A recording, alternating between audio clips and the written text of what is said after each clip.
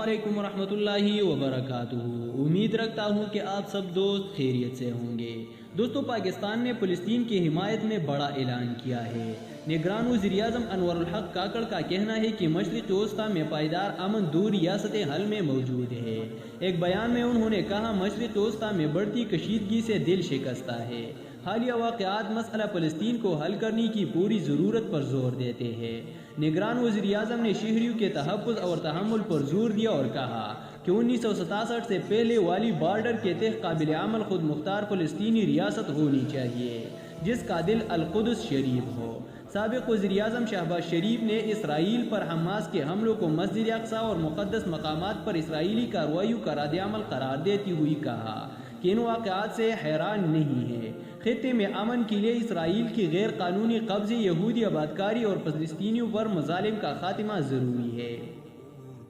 ان تمام حالات میں اسرائیل ایک شکست خوردہ کھلاڑی کے مانند ہے جو اب عرب حکمرانوں کی کمزور بے سائیکیوں کا سہارا لے کر خطے میں کھڑا ہونے کے ناکام کوششیں کر رہا ہے۔ اس کوشش میں یہی عرب ریاستوں کے حکمران پاکستان جیسے عظیم اسلامی ملک کو بھی کیچڑ میں گھسیٹنے کی کوشش کر رہے ہیں۔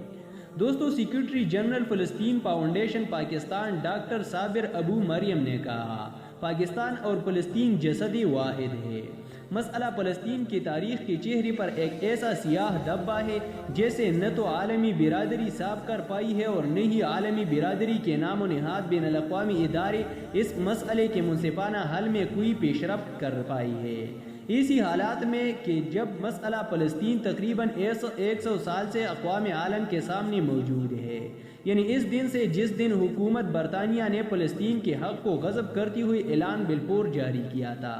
ایسی حالات میں کہ جب غاصب صہیونی ریاست اسرائیل کے تسلط کو دہائی بیت چکی ہے، عالمی برادری بھی اسلام کے خلاف یعنی اسرائیل کے خلاف خاطر خواہ اقدامات سے پرہیز کرتی نظر آ رہی ہے۔ حتیٰ دنیا کے تمام بین الاقوامی امن ریاستیں جس سے کوئی امید قائم کی جا سکتی تھی، سب کے سب یا تو غاصب صہیونی کی جوغلی ریاست اسرائیل کے سامنے بے بس ہے یا پھر اپنے مفادات کے خاطر شاید وہ فلسطینیوں کے قتل عام پر خاموش رہنا ہی بہتر سمجھتے ہیں۔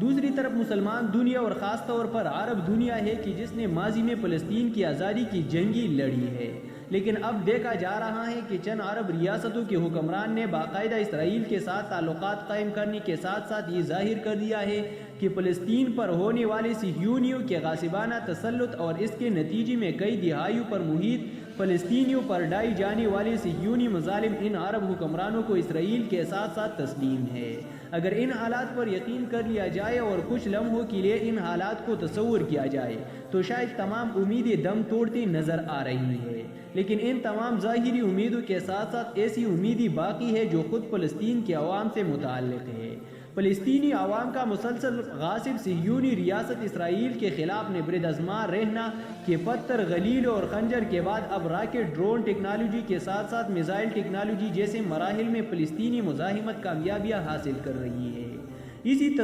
تاریخ کا تصور ایک اور رخ بھی موجود ہے جسے مغربی دنیا کے ذرائع ابلاغ عوام تک نشر نہیں کرتے، لیکن فلسطین کے عوام اور ان سے زیادہ فلسطین کے دشمن غاصب صہیونی اور ان کے سرپرست بخوبی آگاہ ہے۔ سن 2000 سے لبنان سے شروع ہونے والے اسرائیل کے شکست کا دور ہے کہ جو مسلسل سن 2006 اور اس کے بعد بتدریجاً 2008، 2011، 2014 اور 2019 کے معرکوں میں فلسطینیوں اور لبنانیوں کے عظیم الشان کامیابیاں ہیں۔ یہ کامیابیاں صرف یہاں تک نہیں بلکہ سن 2011 سے 2020 تک مسلسل 9 سال تک خطے میں داعش کے منصوبہ کو ناکام بنانا بھی اسی مزاحمت بلاک کی کامیابیوں میں شمار ہوتا ہے اور اسرائیل کی شکست میں رقم کیا جاتا ہے۔ تو دوستو، آج کی یہ تھی معلوماتی ویڈیو۔ اگر آپ کو پسند آئی ہے تو ویڈیو کو لائک کریں، اور اگر ابھی تک آپ نے ہمارے چینل کو سبسکرائب نہیں کیا ہے تو ابھی ہمارے چینل کو سبسکرائب کریں